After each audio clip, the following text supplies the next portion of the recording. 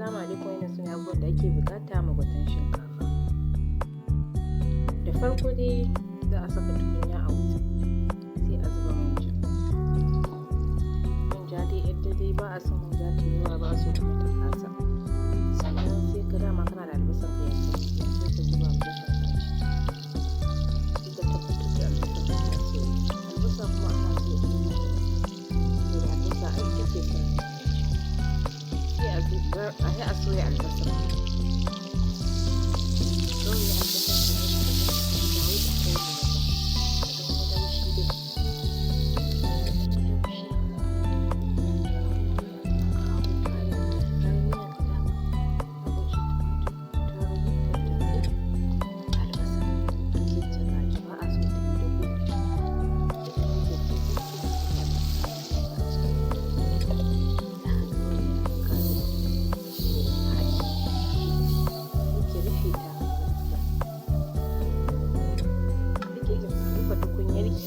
Saboda soyu ina so yanzu ga shi har ta soyu kun ga ai ta kalar ta canja, sai ki ɗauko dakakken gyaɗarki sai ki zuba a ciki. Bayan kin zuba a ciki dama ga tafasasshen ƙashin ki ɗin da nama da kin tafasa, sai ki ɗauko ki zuba a cikin miya da ta soya, sai ki gauraya a sake rufe ta.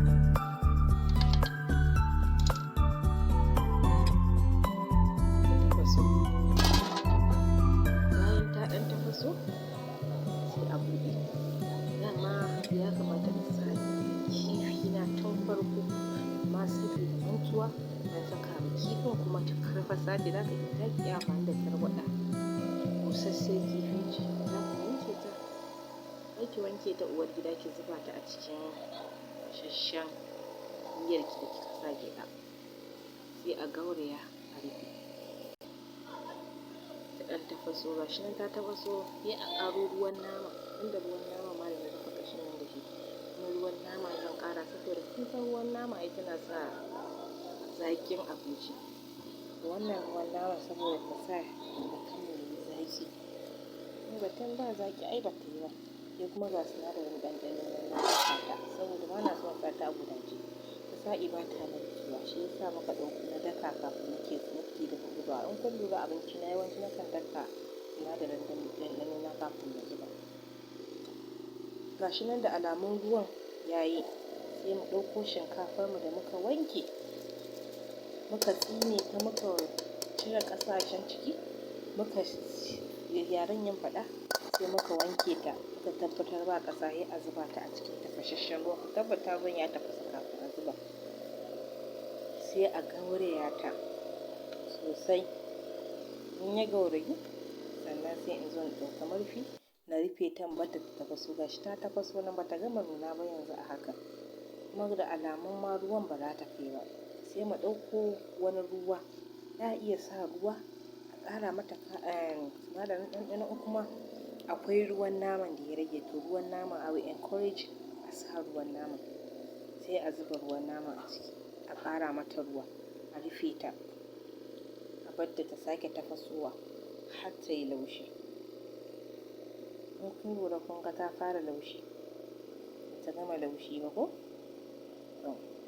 Sai a rufe ta, an ƙara mata ruwan nama, a bari ta yi luƙui, saboda sai ta nuna ma kafin mu kawo kayan ganyen mu zuba ta. Kuma ganyen nan akwai alayyaho, ga shi nan ta tafaso. Akwai alayyaho, akwai rama, akwai albasa, aka yayyanka ta. Albasa mai lawashi ne, ga shi nan kamar yadda kuke gani. Sai a zuba a kan ita gwatar mu, saboda gwate ba kayan kore ɗin nan, ai ana gwate ne sunanta.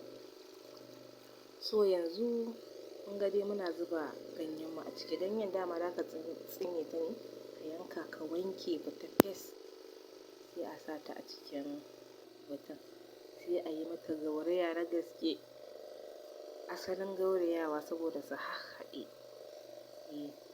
Ba ku manta fa sai gwaten mu ya nuna muke sa ganyen, saboda ganye ba ma so nutrient ɗinta su mutu a cikin su bi dafuwa. So in aka sa ganyen ba za a bar gwaten ta jima ba da a sauka. Shi yasa nake ce he gwaten ta nuna kafin mu sa ganye. Kuma saboda koren ganyen mu ya fito shar, ba wai ta nuna ta yi baki ba ganyen. So yanzu gashi ga alama na mun gama gauriya ta, sai a rufe ta a bata ta simari for like 4 to 5 minutes. In kuka lura yanzu ta ɗan yi simari, kuma kun ga ganyen mu har yanzu da korenta. Da ta zama baka ba ko baki ba ne ake faɗa. Sorry for my Hausa. So yanzu ga gate na ni har yawu na fara tsinkewa ma. Ga gwate ta yi, ta ji komi da komi enough.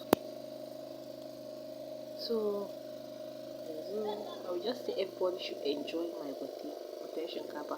Akan ce mata fate, akan ce mata gwate. So kar a manta don Allah a subscribing. A ringa subscribing, ana encouraging ɗinmu.